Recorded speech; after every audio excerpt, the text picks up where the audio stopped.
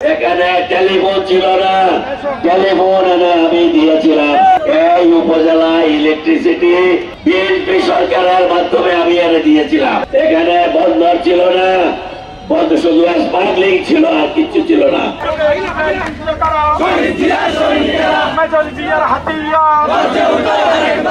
আমি আপনাদের সন্তান, আমি রাজপথে রক্ত দিয়েছি, আমি গুলি খেয়েছি, আমার সন্তান হারিয়েছি, আমার সমস্ত ব্যবসা প্রতিষ্ঠানে গুলি করা হয়েছে, অগ্নি সংযোগ করা হয়েছে, লুটপাট করা হয়েছে।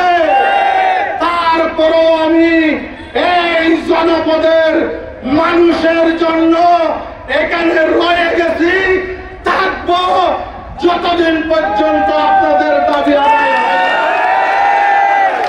এই দল টেকনাফের মানুষের দল, এই উপজেলা ইলেকট্রিসিটি বিএনপি সরকারের মাধ্যমে আমি এনে দিয়েছিলাম।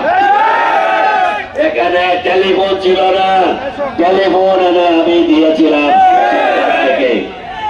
এখানে বন্দর ছিল না, বন্ধ শুধু স্মাগলিং ছিল, আর কিছু ছিল না। বন্দরের এবং সাদা ব্যবসা করার জন্য, বৈধ ব্যবসা করার জন্য টেকনাফের মানুষের যাতে ব্যবসায়ী বলে ইজ্জত দিয়ে সম্মান করে মতো এই বন্দর প্রতিষ্ঠা করা হয়েছিল।